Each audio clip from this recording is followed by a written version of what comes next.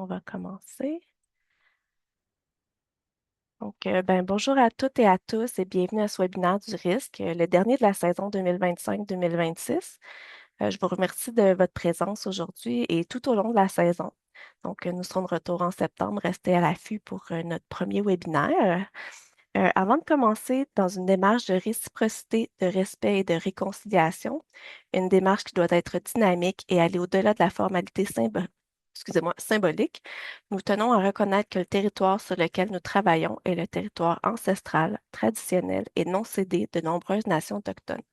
Nous honorons les nations de ce territoire, les Abénaquis, les Anishinabés, les Algonquins, les Atikamekw, les Cris, les Hurons-Wendat, les Inuits, les Montagnais, les Inuits, les Ganyan-Gaake, les Mohawks, les Micmacs, les Naskapi et les Wolastoqey, les Malécites. Qui en ont pris soin depuis des millénaires et continuent d'enrichir nos communautés aujourd'hui.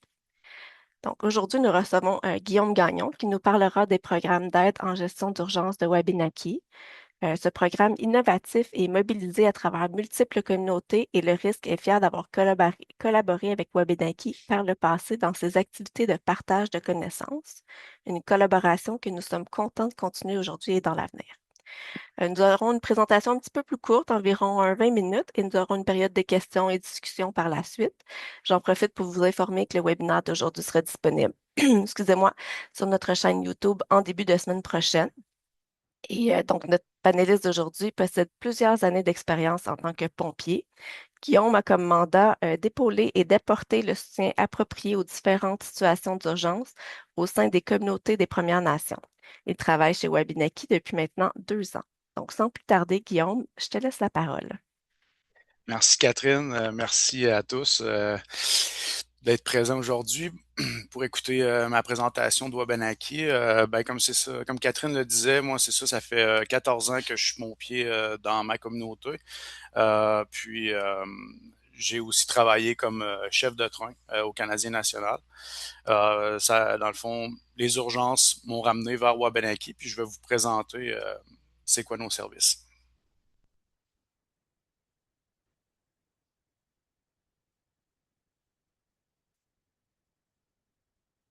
Donc, je vous vois pas, juste me confirmer quelqu'un que C'est vous voyez. parfait. Oui, super. Ouais. Bon, ben ça commence. Donc, qu'est-ce que Wabanaki? Wabanaki, c'est un conseil tribal qui a été fondé en 1979 qui regroupe les bandes Abénakis d'Odanak et de Willinak. Nos bureaux sont situés sur la rive sud de Trois-Rivières, dans le coin de Bécancour à Willinak. Pour clarifier les choses entre un conseil de bande et un conseil tribal, c'est très important parce qu'un conseil de bande, c'est la politique d'une communauté. Ça veut dire que c'est comme le gouvernement d'une communauté. Un conseil tribal, c'est une organisation différente qui va pouvoir offrir des services à différentes nations. Pas simplement leur nation Abénakis, par exemple, vont offrir des services aux Atikamekw, aux Anishinabés, aux Cris. Donc, notre rôle directement, euh, c'est de soutenir les communautés des Premières Nations avant, pendant, puis après les sinistres. Puis on s'insère dans les 4 piliers là, de l'urgence, soit la prévention, la préparation, l'intervention, puis le rétablissement. Wabanaki offre des services pour 37 communautés autochtones au Québec. La nation Inuit est desservie par un autre programme. Donc, au total, au Québec, on voit très bien quand même 11 nations, 54 communautés, près de 72 000 résidents, puis 2 langues parlées, évidemment, plus le dialecte de chaque nation. Donc, je vous présente notre équipe. On a notre directeur de l'habitation, Maxime Diamond, qui s'assure toujours que les ressources sont bien déployées puis qu'il y a une réaction rapide en situation d'urgence. On a ensuite Pascal, le coordonnateur. On a les directions adjointes et les adjointes administratives. Ensuite, on a les agents de liaison qui s'occupent d'organiser les formations, de réserver les hébergements. Puis on a les agents en gestion des urgences, dont moi. Nous, de notre côté, on soutient les coordonnateurs des mesures d'urgence des communautés afin de mettre en place leur plan de mesures d'urgence, leurs analyses de risque ou encore de les mettre à jour. Puis en bas, on a aussi une réserve opérationnelle qui compte 6 ressources. C'est des personnes qui sont formées, qui peuvent venir en relais en cas qu'une situation là, va perdurer dans le temps. Nous, de notre côté, c'est Service autochtone Canada qui a mandaté le Conseil tribal Wabanaki pour le programme d'aide en gestion des urgences pour les Premières Nations. C'est important de le comprendre. Puis, justement, bien évidemment, nos partenaires importants, Service autochtone Canada, on a la Croix-Rouge canadienne, la SOPFEU, la Garde côtière canadienne. On a maintenant aussi CHIO nordique en cas d'évacuation. Puis, on a aussi, excusez-moi, je suis un petit blanc, l'AQBRS, l'Association québécoise bénévole de recherche et sauvetage. Donc, qu'est-ce qu'on fait directement dans le day-to-day? Au niveau de la prévention et de la préparation, on fait la veille des aléas. On a un système, un serveur qui collige les informations. Puis nous, de notre côté, on vérifie finalement les niveaux d'eau. On va vérifier les fermetures de route qui peuvent créer des problématiques en cas d'évacuation. On vérifie les pannes de courant qui sont à venir sur communauté ou encore qui touchent directement maintenant une communauté. On va vérifier les feux de forêt. On va vérifier aussi les médias. On vérifie la météo. Puis s'il y a des avis d'ébullition, etc. Ensuite, dans le fond, on travaille, comme je vous disais, à la mise à jour du plan de mesure d'urgence et de l'analyse de risque. On les soutient dans des formations organisées par la SOPFEU, la Croix-Rouge, puis on offre aussi la formation de système de commandement d'intervention. Comme je vous disais, on a une réserve opérationnelle. On fait un suivi avec les communautés. Ensuite, c'est l'exemple, par exemple, d'une alerte qu'on peut envoyer à notre coordonnateur des mesures d'urgence. Je vois qu'il y a une panne de courant prévue dans la communauté. Ben, je vais l'informer de ça. Je vais lui demander est-ce que ça pourrait impacter la sécurité des gens. Si oui, on va prendre des mesures. On va lui conseiller de prendre des mesures, puis on va l'aiguiller finalement. Guillaume, Oui, est-ce que je peux juste... Il y a juste un petit... voyons, un petit truc en bas de ton écran qui oui, masque une je suis partie. Est-ce que masqué. tu... Ouais, c'est Ah, ça. excuse. Pas de problème. C'est Merci quoi? beaucoup. Parfait, je poursuis. Donc, je parlais de nos formations. Maintenant, on se déplace sur communauté afin d'aller avec le coordonnateur, faire le tour de la communauté, comprendre la réalité, puis finalement créer une analyse de risque. L'analyse de risque va lui donner des outils afin de remplir et de créer son plan de mesure d'urgence. Le système de commandement des interventions, le SCI, c'est un système de commandement qui est utilisé en Australie par les forces armées canadiennes aussi, par les forces armées américaines. C'est un système de commandement d'un incident qui dépasse vraiment des gros sinistres. Finalement, c'est vraiment un système qui permet de s'organiser, de maximiser ses ressources, puis de maximiser son organisation afin d'être capable d'en faire le plus possible pour que les gens restent en sécurité le plus longtemps possible.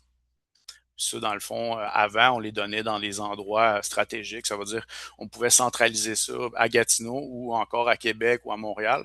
Mais maintenant, on a changé notre façon de faire. On se déplace directement sur communauté.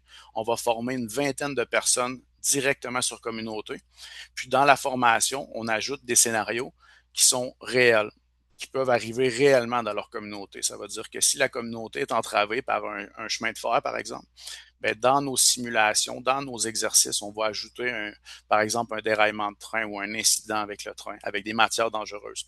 Quelque chose qui peut arriver réellement dans leur communauté. Puis honnêtement, c'est super bien apprécié. Puis il y a quand même beaucoup de roulements de ressources sur les communautés. Donc, en allant directement former un grand nombre de personnes, ben, on se retrouve que dans les années, là, le maintien des compétences est plus facile. Sans, avec le système de commandement des interventions, le SCI, on donne ensuite le centre d'opération d'urgence. Ça, cette formation-là va servir à la communauté afin de comprendre comment ouvrir un centre d'opération d'urgence, comment mobiliser son comité de mesure d'urgence, puis ensuite, comment le maximiser, comment l'utiliser, puis on fait aussi la référence entre le centre d'opération d'urgence et le terrain, puis l'aspect des communications, etc. C'est une formation qui dure une journée, qui est vraiment intéressante. Puis, comme je vous expliquais, on met aussi les gens directement dans la situation. Ils vont mettre leur dossard avec leur couleur de leur rôle et responsabilité au niveau du système de commandement d'intervention.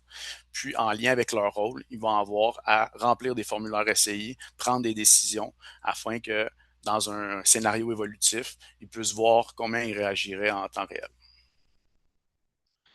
Le système de commandement, le I-402, ça, c'est plus pour la politique. Donc, on va présenter à la politique l'importance d'avoir un système, l'importance d'avoir aussi une délégation d'autorité au niveau du plan de mesures d'urgence, puis l'importance, évidemment, d'avoir un coordonnateur à temps plein qui s'occupe de sa communauté pour être certain d'avoir une bonne réaction.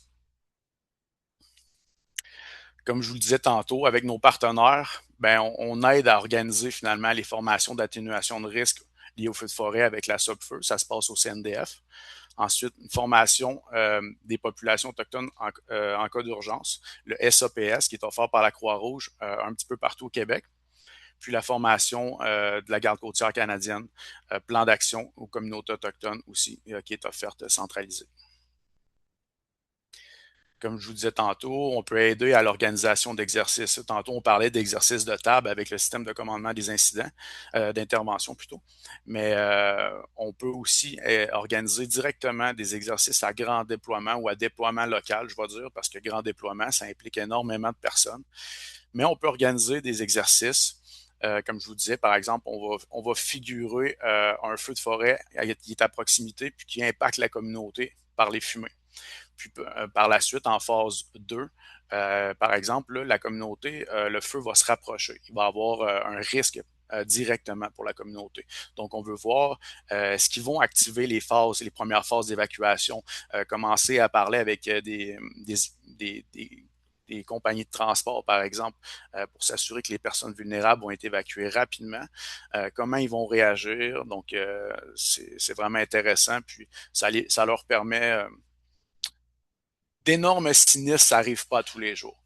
Donc, on doit faire de la pratique parce que si tu reçois l'incident puis tu n'as jamais vécu ça dans ta vie, tu vas vivre beaucoup de stress, beaucoup d'anxiété, tu vas être dépassé rapidement.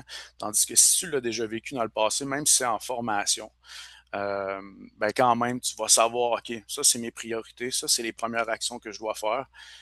Donc, juste de faire ces petites actions-là vont te mettre en confiance, vont te mettre en sécurité, puis ça va diminuer ton niveau de stress puis d'anxiété. Donc, tu vas avoir une meilleure réponse en situation d'urgence. Les centres d'air pur, maintenant, on a eu un budget de la part de Services autochtones Canada au niveau de la santé pour aller en communauté, faire l'installation d'appareils de filtration qui filtrent la particule fine PM2.5. Dans le fond, on installe ces appareils-là dans des endroits qui vont être leur centre d'hébergement d'urgence en général. C'est souvent les gymnases des écoles.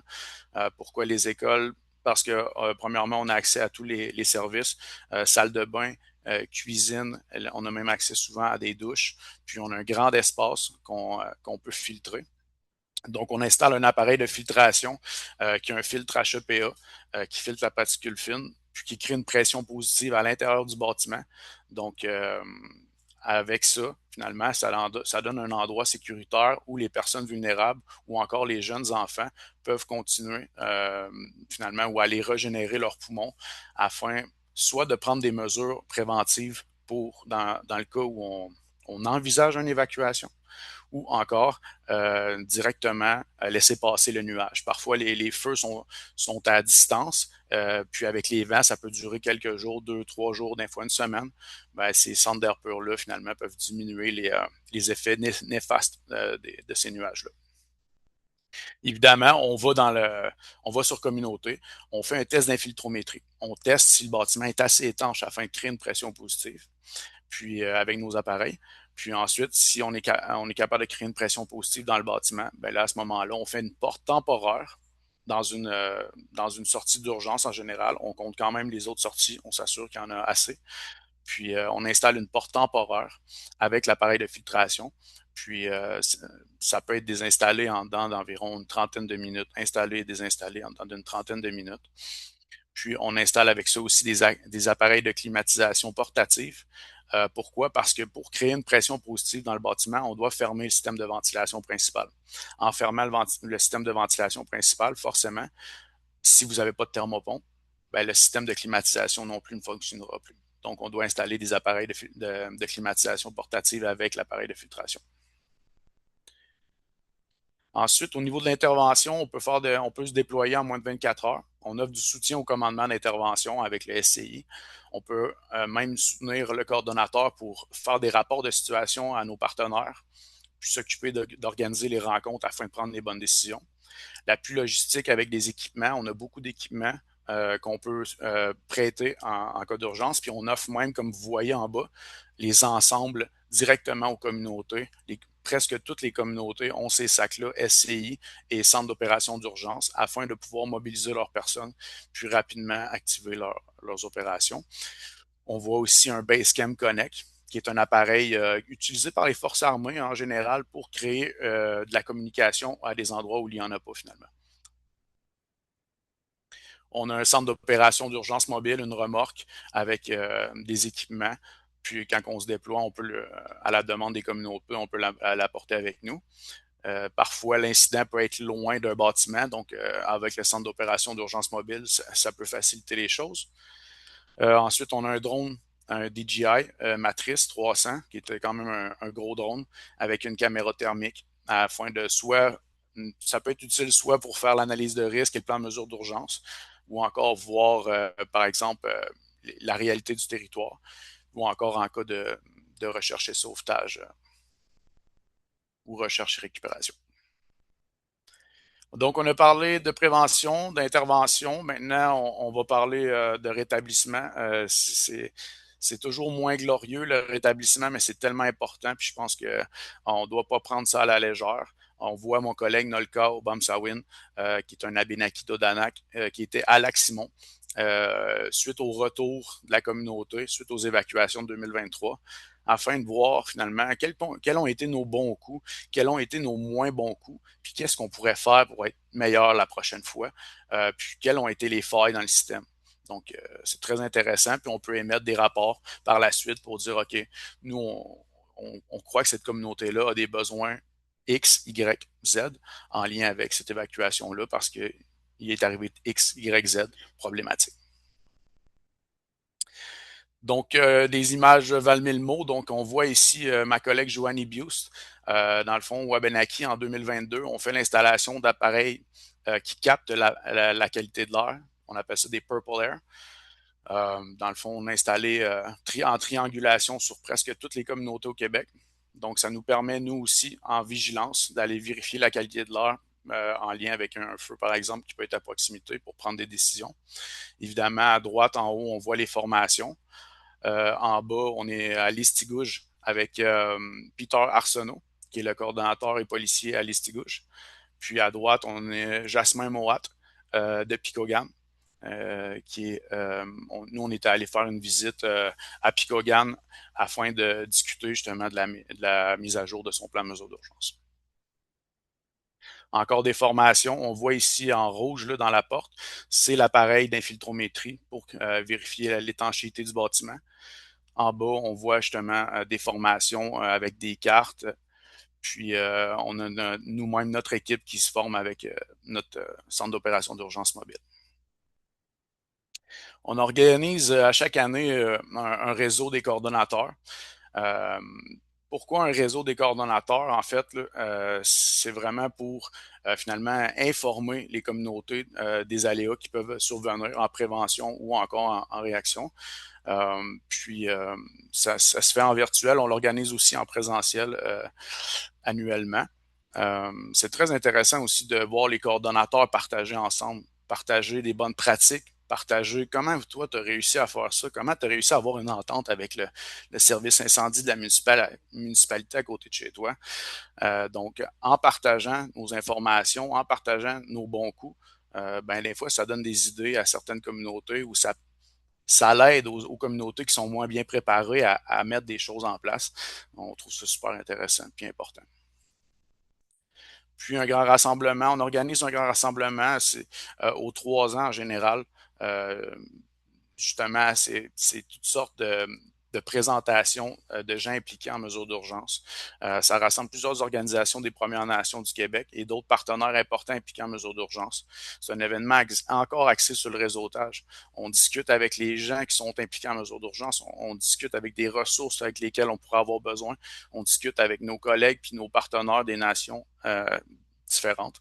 Donc, c'est très intéressant aussi. Donc, merci, Miguel. Si vous avez des questions. Merci beaucoup, Guillaume. Donc, c'est ça, je vais ouvrir la page, je vais, dans le fond, ouvrir le plancher pour les questions. Si vous avez des questions, vous pouvez les écrire dans le chat, je vais les lire, ou vous pouvez juste soit lever la main ou même prendre la parole si c'est plus facile pour soit poser vos questions ou amener un petit peu un point de discussion. Bonjour, est-ce que je peux prendre la parole? Oui, vas-y. Oui, merci Guillaume Gagnon pour ta présentation, très instructif. J'aimerais bien ça avoir les PowerPoint de la rencontre pour avoir l'information. Je me présente, je suis météorologue au service de prévision là, du Bureau de Montréal.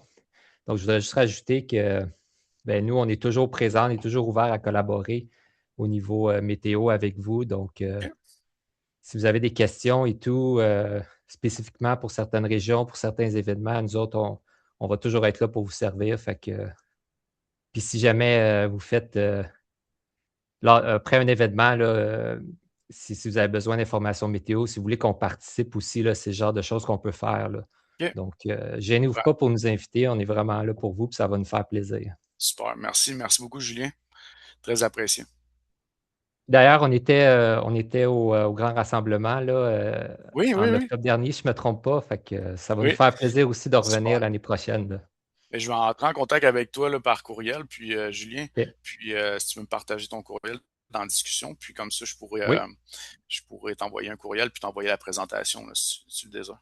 certainement. Je ne te connaissais pas. Là. Moi, habituellement, quand j'interagis avec vous, c'est surtout avec Pascal Lupien.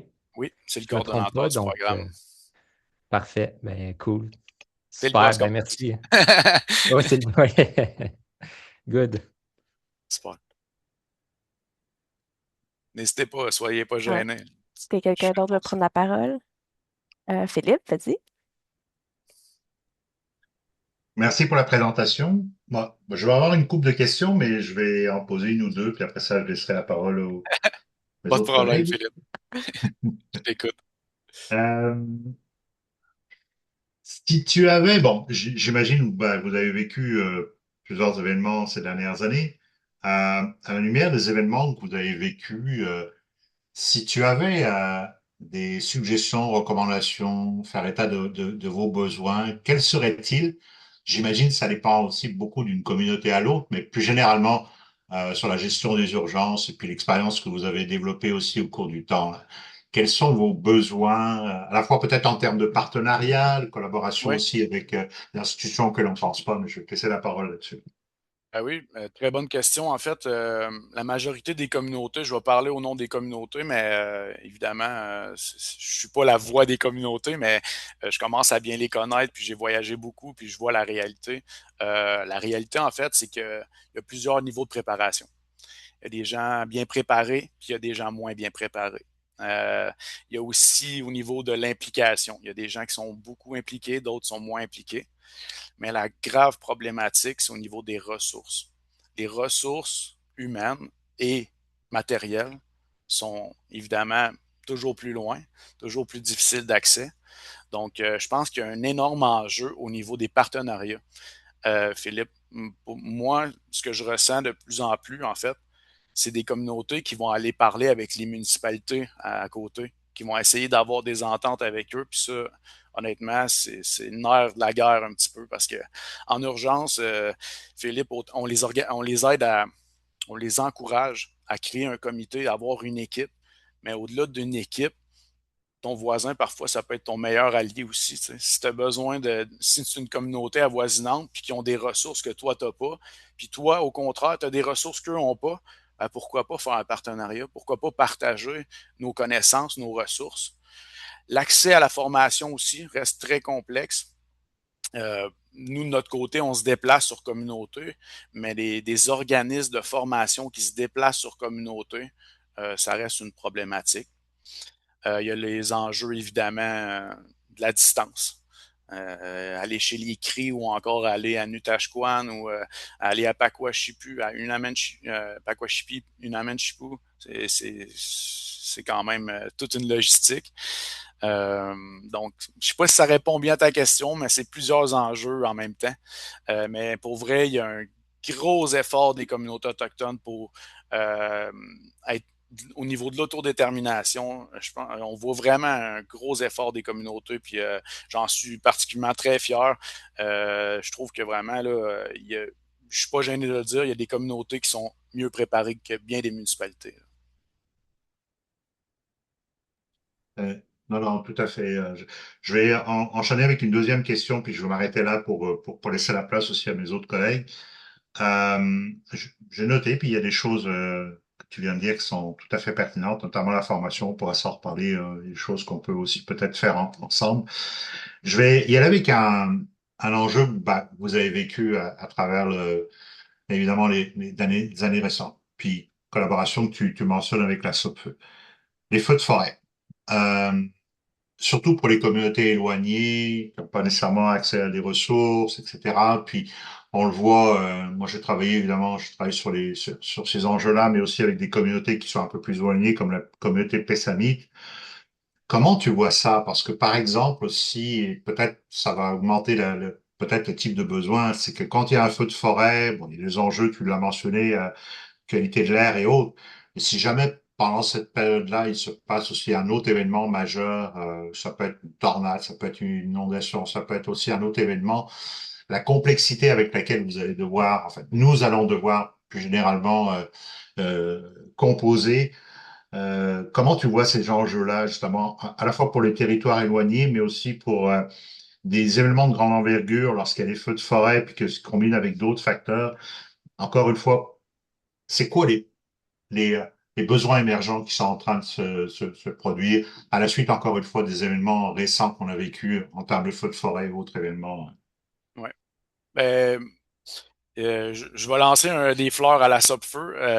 Tu sais, depuis 2000, depuis les évacuations de 2022, 2023, 2024, honnêtement, le service, je pense qu'il travaille très fort afin d'offrir un meilleur service pour l'ensemble du Québec. Il y a une réalité qui est la zone intensive. Pour ceux qui connaissent pas qui connaissent ou qui connaissent moins bien la Sopfeu, c'est qu'il y a une zone où ils vont intervenir directement si jamais il y a un feu. Mais il y a une zone aussi, la zone nordique, que si ça touche pas des infrastructures stratégiques d'Hydro-Québec ou encore menace une communauté autochtone ou une communauté au nord, il n'y aura pas directement d'attaque pour éteindre ce feu-là. Donc, ce feu-là peut devenir un feu, par exemple, de 20 hectares, peut devenir rapidement un feu de 160 hectares, créer des panaches de fumée importants qui vont durer tout l'été. Donc, ça, c'est une réalité pour les Premières Nations, la fumée. Il faut comprendre, en 2023, il y a 12 000 Autochtones qui ont été évacués au Québec, mais aucune communauté autochtone n'a été directement en danger en lien avec un feu de forêt qui était à proximité. Ils ont évacué en lien avec la qualité de l'air sur les communautés. Donc, c'est quand même rassurant. Puis justement, je lève mon chapeau à la Sopfeu, c'est tout un travail qu'ils font. Mais il y a un réel enjeu en lien avec la zone nordique et la zone intensive. Évidemment, c'est les cris qui payent cher cette limite, parce que c'est beaucoup les communautés cris qui sont touchées par ça et les Inuits. Euh, Ensuite, ben, moi, je pense qu'on doit travailler fort en prévention puis en préparation. On doit faire beaucoup de prévention dans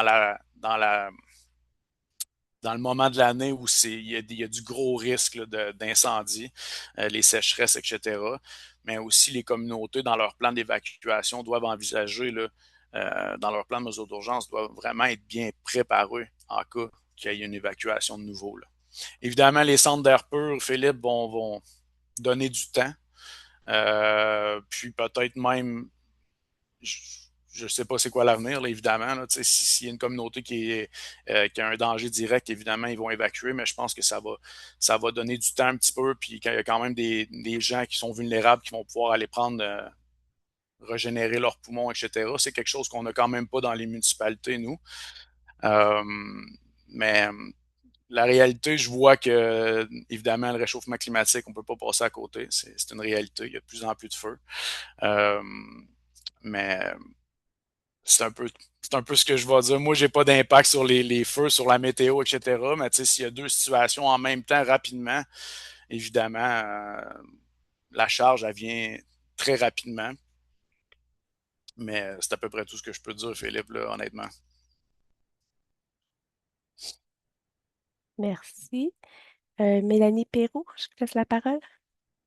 Bonjour, merci. Donc, je suis Mélanie Perrault, je suis conseillère scientifique à l'Institut national de santé publique du Québec. Moi, je fais partie d'une équipe qui développe des formations sur les changements climatiques à l'attention des professionnels de la santé et des services sociaux. Puis, j'en profite peut-être que vous êtes impliqué, je ne le sais pas, mais il y a un projet de recherche qui a été déposé par le Centre Risque pour former les pompiers à cet enjeu-là. Et à mon avis, vous avez un petit peu d'avance ou en tout cas des pratiques différentes que ça vaudrait la peine de partager. Fait que ça se pourrait qu'éventuellement vous receviez un courriel de ma part pour ça. Mais Ah, c'était pas ma question. C'est juste, c'est je rajoutais le petit truc.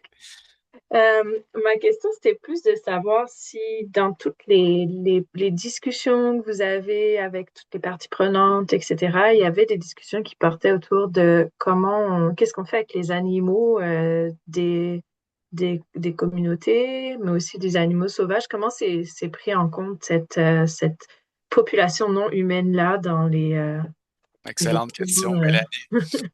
Excellente question, puis honnêtement, c'est quelque chose sur laquelle on se penche nous-mêmes en lien avec les évacuations qu'il y a eu en 2023.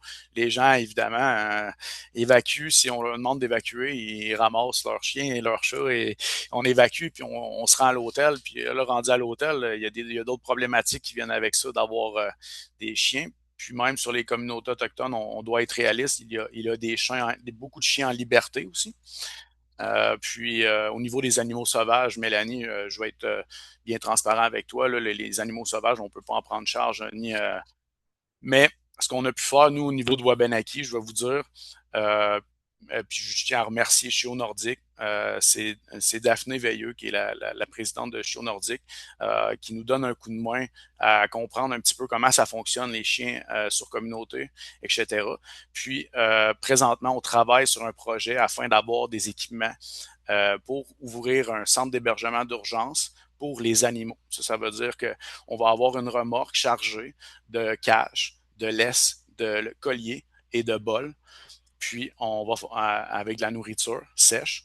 Puis, on va pouvoir directement, par exemple, où les communautés sont évacuées, faire livrer un chapiteau, puis monter un centre d'hébergement d'urgence pour les animaux à cet endroit-là. Je dis on, évidemment, cette responsabilité-là demeure aux communautés.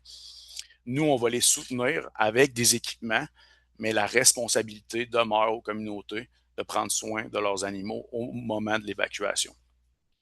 Puis, après beaucoup de discussions avec Daphné de Chio Nordique, et c'est la spécialiste au niveau des chiens des communautés, et on ne peut pas s'en gêner. C'est les gens les plus actifs au niveau des communautés. Puis, euh, je vous dirais qu'elle encourage beaucoup de laisser les chiens à la maison si c'est possible.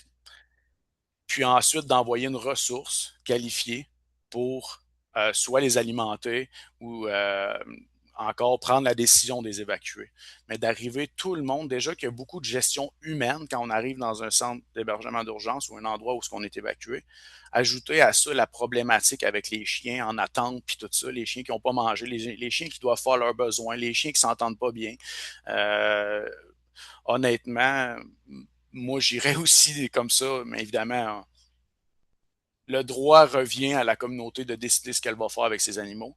Mais évidemment, on peut toujours encourager des décisions positivement dans le sens où je pense que le moins d'impact possible, ça serait de les laisser sur communauté, d'évacuer avec sa famille, puis ensuite prendre soin. On doit prioriser la vie humaine de nous, je pense que c'est triste, mais on doit la prioriser.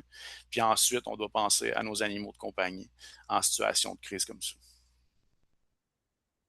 Mais c'est ça, je peux dire, Mélanie, c'est qu'on travaille avec de la collaboration avec Chio Nordique afin justement que Puis on fait aussi des suivis des communautés. Est-ce que vous avez une grosse problématique de chiens? Puis là, ben, c'est là qu'on va rentrer en contact avec Chien Nordique pour qu'ils vont faire des campagnes de stérilisation.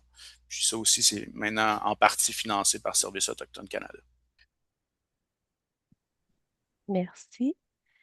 Claude Masse, je vous laisse la parole. Oui, Guillaume, je m'excuse, je suis arrivé en retard, fait que j'ai manqué ta présentation. Mais moi, je travaille en météo, puis Est-ce que vous recevez les bulletins de vigilance qu'on fournit pour le Nord? Oui, Claude, on les partage même aux communautés autochtones. On reçoit aussi les points COG, puis on les partage aussi aux communautés autochtones. OK. Fait que, je parlais de deux, trois éléments, par exemple, il y a les changements climatiques, puis la météo qui était au sud du Québec. C'est relatif, le sud du Québec, le Québec est tellement grand. Quand j'étais à Côte-Jouac, les gens vraiment de l'extrême nord du Québec disaient que Côte-Jouac était au sud. Fait que toutes les choses sont relatives quand on parle Oui, du en sud ou effet. du nord. En Ça effet. dépend d'où tu es sur. C'est comme dans le sud du Québec, on parle. Le centre du Québec, c'est Trois-Rivières, mais quand on regarde la géographie, c'est ailleurs. Le point que je veux faire, c'est que le territoire, vous couvrez le secteur des cris. Vous avez des vulnérabilités particulières qui sont tactiques, puis vous avez besoin d'une information stratégique qu'il faut en tenir compte dans les bulletins de vigilance. Par exemple, vous avez seulement une route. Fait que si à un La Billy moment Diamond. donné, vous avez un village isolé dans le nord, il y a une tempête de neige entre les deux, vous êtes isolé. Oui. Et puis, nous, les météorologistes, on travaille avec notre incertitude. La météo, c'est quelque chose, c'est un peu comme on va au marché, on met un steak, après 2, 3 jours, il se modifie. Ça fait que des fois, on hésite à lever un signal qu'il y a un système important qui s'en vient parce qu'on n'est pas encore assez près. Ouais. Cependant, dans le but de prévention, puis dans le but, j'essaie de convaincre nos météorologistes qu'à un moment donné, même si on a une information incomplète ou incertaine, de votre part, c'est très utile parce que En des prévention, fois, en plus de pour temps. évacuer, c'est 3 jours que vous avez besoin. Des fois, c'est un jour. Oui, Puis d'accord. moi, je sais que Philippe, moi, je lui casse les oreilles puis je lui casse les pieds avec la communication de risque, mais c'est des phases. C'est la phase de communication de risque, je parle que pas toujours de notification précoce où on dit il y a quelque chose qui s'en vient. Puis après ça, il y a la phase d'activation que j'appelle la notification en temps opportun. En temps opportun, c'est dans le temps où les gens peuvent prendre des mesures de protection. Par Ouais. exemple, c'est une grosse tempête qui s'en vient, de vous approvisionner parce que vous allez peut-être isoler pendant tout. Mais si on attend un peu à la dernière minute, c'est un peu ce type de dialogue-là que je veux établir avec les gens des secteurs entre ceux qui sont sur le terrain, qui ont les 2 pieds dans l'eau ou 2 pieds dans d'autres choses, des fois dans certaines situations, euh, puis prendre cette conscience-là. Ouais, Puis t'as raison. c'est. T'as raison, c'est- Claude. Les cris vivent une particularité avec la Billy Diamond. Puis oui, ils sont plus à risque que les autres communautés en lien avec justement la distance. C'est arrivé cet hiver, là. Hydro-Québec pouvait même pas se rendre sa communauté pour aller remettre le courant parce qu'il y avait une grosse tempête sur la Billy Diamond. Donc, les cris, si je me trompe pas, c'est d'Ouaskaganish, là, mais désolé si je me trompe, sont partis directement avec leur machine pour aller rejoindre le véhicule d'Hydro-Québec, pour ensuite l'escorter jusqu'à la communauté afin qu'ils puissent retrouver le courant. Mais c'est ça, là. En 2023, il y a eu des communautés cris qui ont été évacuées par les forces armées canadiennes en avion là, parce que le feu bloquait directement la route principale là, pour joindre la Billy Diamond. Donc, ça reste des enjeux réels. Les cris sont très bien organisés, je vais dire. Ils ont le QL Board aussi qui les soutient beaucoup. Donc, de notre côté, on travaille avec eux, mais je vous dirais qu'ils sont très, très autonome. Je vais dire ça comme ça, Claude. Parce que c'est quelque chose que je travaille beaucoup sur toute la question, le concept de notification à temps opportun, parce que on a de l'incertitude au point de vue de l'information météorologique dans nos modèles. Mais ce n'est pas la seule chose qu'on doit tenir compte dans notre message. Parce que des fois, si vous avez besoin de 3 jours, Ouais. comme par exemple, je sais qu'avec le COG dans le sud à Québec, il y a les avertissements en dedans de 48 heures, c'est assez bon. Pourquoi? Parce que s'il y a un événement qui frappe la Gaspésie, ils sont capables de déplacer des gens de sécurité publique en 2 jours pour aller en Gaspésie. Ouais. Mais dans le Nord, c'est particulier parce que vous avez une route, vous êtes isolé. Ouais. Puis l'isolé, des fois, c'est la nourriture, des fois, souvent, c'est des médicaments. Ouais. Souvent, c'est juste de l'eau potable. C'est quasiment en survie. Ah ouais, ben, je suis d'accord avec toi, Claude. L'année dernière, il y a eu le feu au Labrador qui a touché le chemin de fer, le Chewetan, qui mène à Matimekos, lac Jaune, au nord du Labrador. Puis pendant 2 semaines, ils n'ont pas pu recevoir d'approvisionnement en nourriture ni rien. Donc, il a fallu prendre des décisions. Comment la nourriture, on va-tu la perdre aussi? Toute la nourriture qui était dans le train, c'est de l'argent, c'est toutes sortes de choses. Puis il y a même des gens qui voyagent là, pour aller travailler, par exemple, avec ce train-là. Donc, c'est le genre d'enjeu qu'on peut vivre avec les communautés éloignées. Puis c'est leur réalité. Aussi, Claude, il faut quand même comprendre, ces gens-là sont habitués à cette réalité-là. Ils sont hyper débrouillards. Ils trouvent toujours une solution. Moi, ça m'impressionne. Ces gens-là font preuve de résilience, puis vraiment d'un système D assez incroyable, là. Je trouve ça intéressant, ce commentaire-là. Ben, la raison pourquoi je suis familier avec les transports logistiques, c'est que, premièrement, j'ai été élevé sur une ferme, fait que je comprends la météo, je comprends les impacts. Puis la deuxième chose, j'ai fait beaucoup de la logistique du transport, fait que j'ai une sensibilité qui est particulière. Mais tu as raison,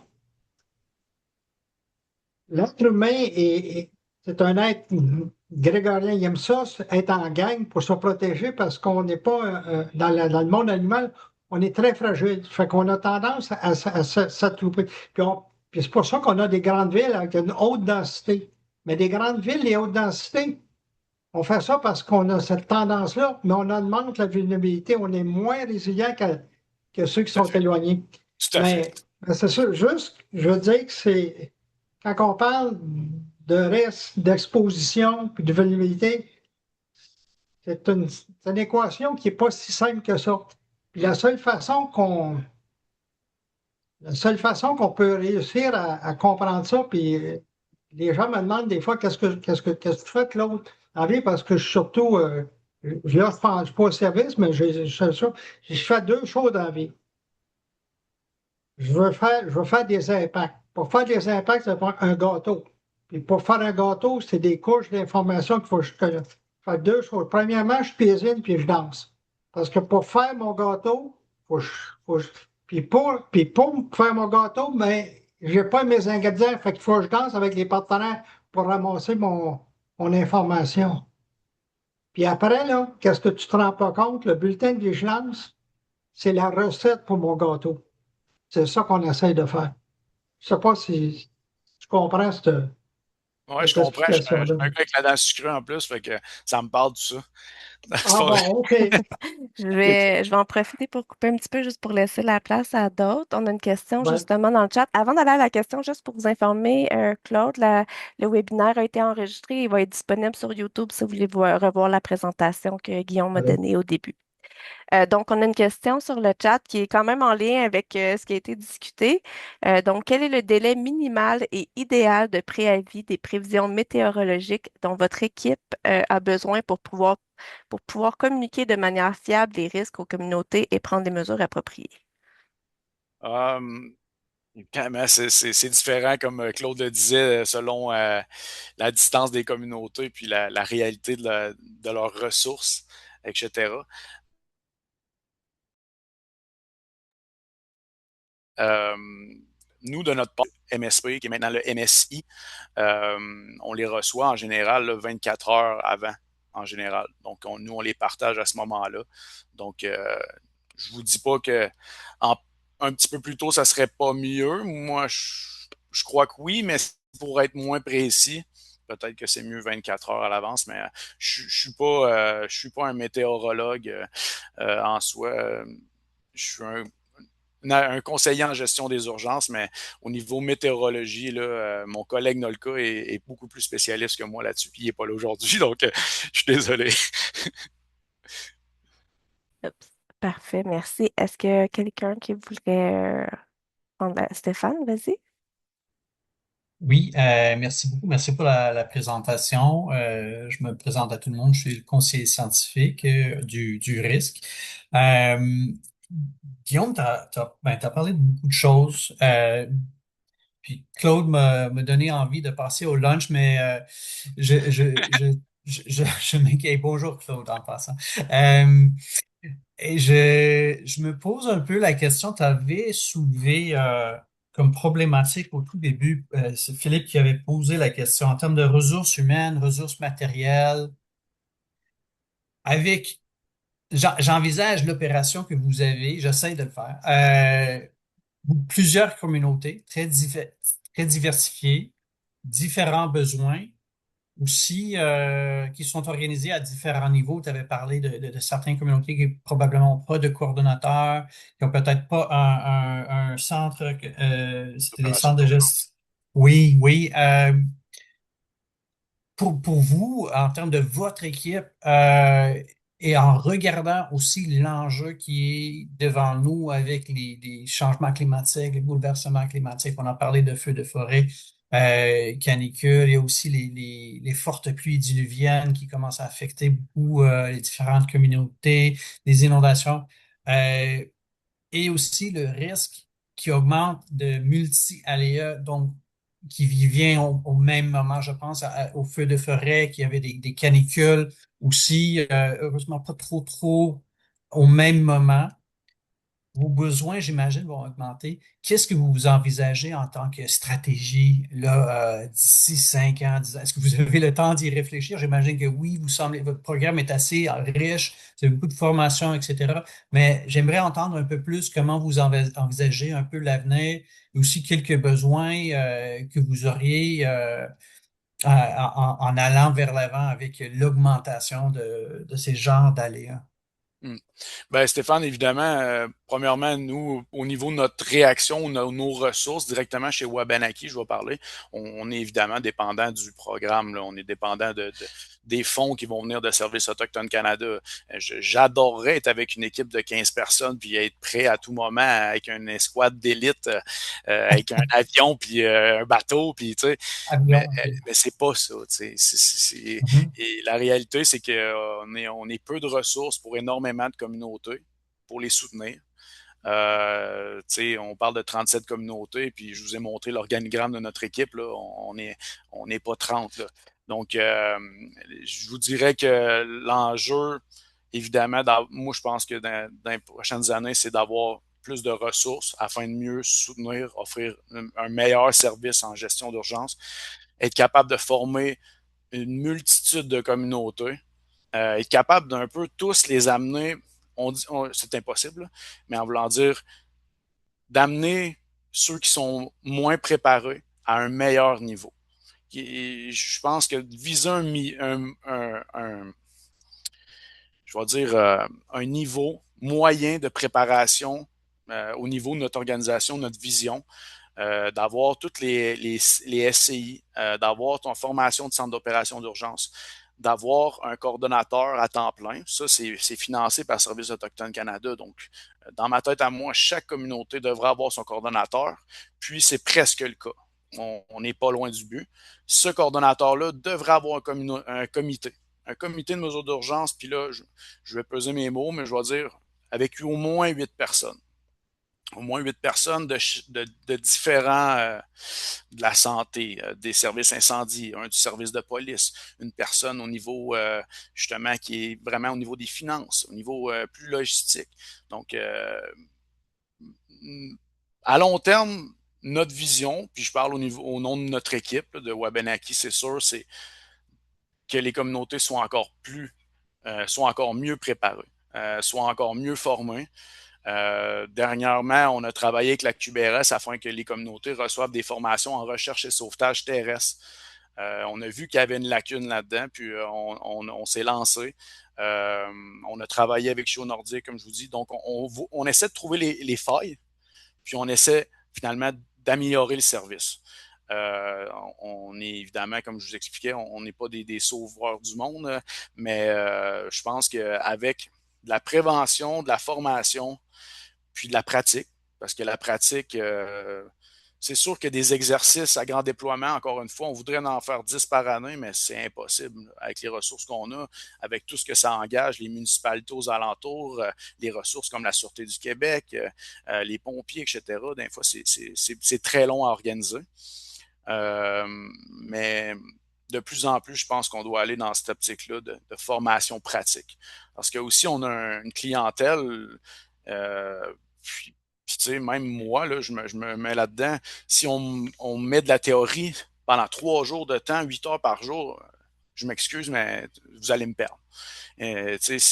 On doit s'adapter, on doit adapter nos formations à leur réalité, à la réalité de la concentration des jeunes aussi d'aujourd'hui, parce qu'on veut des jeunes dans les organisations, on veut de la relève, parce qu'on ne sait pas combien de temps, dans le temps, ça va perdurer, il va en avoir encore plus d'urgence, donc on veut encourager les jeunes, mais on doit aussi aller les chercher avec des formations peut-être plus pratiques, peut-être plus quand tu crées quelque chose directement, puis que tu as une réussite en lien avec ça, après ça, ça fait comme, OK, hey, on est capable de le faire, tu sais. Puis, comme je vous dis, c'est de baisser la tension, le stress, puis d'être capable de réagir, puis de faire les bonnes actions au bon moment. Je pense que c'est le but de Wabanaki. Notre organisation, on travaille très fort pour les soutenir, les communautés, que ce soit la moins organisée ou la plus organisée. Je pense que tout le monde a droit au service. Puis, évidemment, ben, si je peux me permettre, ce serait d'avoir plus de fonds. Pas pour Wabanaki, mais pour les communautés autochtones, pour les ressources. C'est sûr, c'est une réalité. Merci. Est-ce que quelqu'un d'autre qui veut prendre la parole? Il nous reste encore quelques minutes avant 1 heure, donc on a toujours un petit peu de temps. Philippe? Mais je viens de le mettre dans le chat et je comprends la question de Stéphane est très important. Claude aussi, et tes collègues d'Environnement Canada, c'est fondamental. Mais je vous ai mis dans le chat aussi une association ou un regroupement qui peut être très utile pour développer les collaborations, en particulier avec la Défense nationale, euh, qui fait partie aussi d'un ministère, comme vous le savez, qui va avoir énormément de ressources au cours des prochaines années. Et les discussions en cours sur la sécurité climatique touchent évidemment à notre capacité d'intervention. Donc, en bon français, l'emergency management, ce que tu fais, Guillaume, ce que vous faites.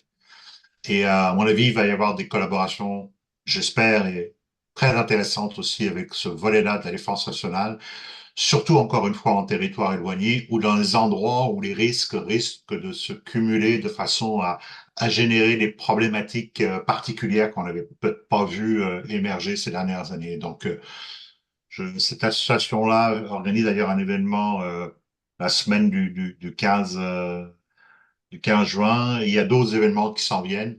Des collaborations en cours aussi avec l'OTAN, le déploiement des ressources, tout ce qui concerne la gestion des risques et encore une fois, les capacités d'intervention et de préparation aussi dans le nord ou dans les endroits où on a les communautés isolées. Je pense que ce sera peut-être d'augure aussi, à mon avis, à dégénérer des nouvelles collaborations face aux défis à venir. Puis, Guillaume, je t'encourage aussi, si tu veux un coup de main pour les contacter, mais il y a certainement en ce moment une volonté aussi de collaboration en termes de gestion d'urgence, en particulier dans les endroits qui sont plus problématiques qu'ailleurs. Voilà, je Ouais. voulais juste Ben, c'est très mentionner. intéressant, Philippe. Tu sais, Wabanaki, on est financé par Service Autochtone Canada, mais ça ne nous empêche pas d'essayer d'aller chercher des fonds à l'externe. Nous, on a passé par le Fonds de nouvelles initiatives en recherche et sauvetage pour déposer une demande pour de la formation en Search and Rescue. Donc, on est quand même toujours à l'affût de OK, là, il y a du financement là, puis même on informe les communautés. regardez, là, il y a du financement si vous voulez déposer une demande afin d'atténuation de risque, par exemple, en lien avec, par exemple, ils veulent changer la barrière de conifères qu'ils ont derrière les immeubles stratégiques, et ils mettent une barrière de feuillus. Ça peut créer vraiment une barrière s'il y a un feu qui s'approche. C'est stratégique, mais il y a des coûts reliés à ça. Donc, peut-être qu'ils peuvent avoir accès via certains fonds. Là. Fait que on les encourage toujours, mais on les connaît pas tous. T'sais. Des fois, ils sortent des fonds, puis personne n'a été mis au courant, puis ça disparaît. Puis là, je me dis, crime, c'est fédéral. Comment ça que nous-mêmes, des fois, on n'est pas informés? Mais regarde, c'est la réalité, hein, Philippe? Merci. On Merci. compose nous aussi dans les universités avec cette réalité-là, mais je pense à la volonté, par contre, de collaboration sur les enjeux de sécurité. Moi, je sais pas ce que tu en penses, Claude, va devenir de plus en plus important, Ah oui. primordial. Collaboration inter, je dirais, ministère, y compris Ouais. aussi avec vous, les communautés, va devenir important. Voilà, La peut-être pour. communication aussi. En mesure d'urgence, honnêtement, c'est la clé. Là. La communication, c'est la clé. Moi, j'ai quand même beaucoup d'expérience en intervention incendie. Puis s'il y a une lacune de communication, tout le reste va en souffrir. Donc, au niveau d'un sinistre qui est d'une ampleur, comme en sécurité civile, la communication, c'est primordial. Merci beaucoup. Si tu me permets, Philippe, je te dirais que le Nord va prendre de plus en plus d'importance pour un certain nombre de raisons. Le changement climatique va changer l'environnement. Il y a un focus vers le Nord, Mhm. développement du Nord. Peut-être que le Nord, ce ne sera pas aussi isolé que ça l'a été dans le passé. Fait qu'on est prêt à coordonner. Nous, on s'occupe de la météo, mais on fait partie de. L'affaire, c'est que la météo, on voit arriver des choses qui ont des impacts. C'est une information stratégique que les gens sous-estiment beaucoup s'ils l'utilisent de façon proactive au lieu de juste réactif. Mhm. Tout à fait, Claude. Même, tu sais, on l'a vu là, dernièrement, là, il y a eu quand il y a eu les alertes d'inondation, puis tout ça, là, ça a été une grosse réaction du Québec. Puis les gens étaient comme, moi, j'ai vu sur les réseaux sociaux, hein, pourquoi il a tombé 2 millimètres de pluie, tu sais, ici et ça. Ouais, mais toi, chez vous, il a tombé 2 millimètres. Mais il y a des places qui ont été inondées, là, tu sais, puis c'est correct que tout le monde soit mieux préparé, mieux informé. Tu prépares ta génératrice chez vous, puis tu plugues tes rallonges, puis tu te prépares, tu sais jamais ce qui peut arriver. Vaut mieux être mieux informé que pas informé. Puis même si c'est Mais, moi, tu sais, en tout cas. Mais mais- mais les, je mais- partage la même chose que toi. mais les gens prennent des décisions juste par rapport aux environnements qui les entourent, parce qu'en Exactement. 2023, en 2023, par exemple, les feux de forêt, qu'est-ce que je trouvais de pas de comique, de particulier, disons particulier, disons. C'est que on parlait toujours des feux de forêt en termes de feux de forêt. Tout d'un coup, le 23 juin, la ville de Montréal est devenue la ville la plus polluée au monde. Ah, on parlait de qualité de l'air, c'était Ouais. plus juste les feux de forêt. Mais vous autres, vous étiez étouffés dans la boucane, Ouais. excusez-moi l'expression, Ah, ouais. mais si tu ne le vis pas, tu ne le comprends pas. Ouais. Je suis d'accord. Merci. Ben, j'en profite. Il est 1 heure, donc ça va mettre fin à notre webinaire. Merci beaucoup tout le monde d'avoir été là et merci Guillaume pour ta présentation, ta Ça. présence. Merci à tous. C'est vraiment très apprécié. Et comme on dit, le webinaire va être disponible en début de semaine prochaine sur notre chaîne YouTube. Il y a le lien voyons, sur le chat, sinon ça va être sur le site web du risque. Merci beaucoup. Merci. C'est Guillaume.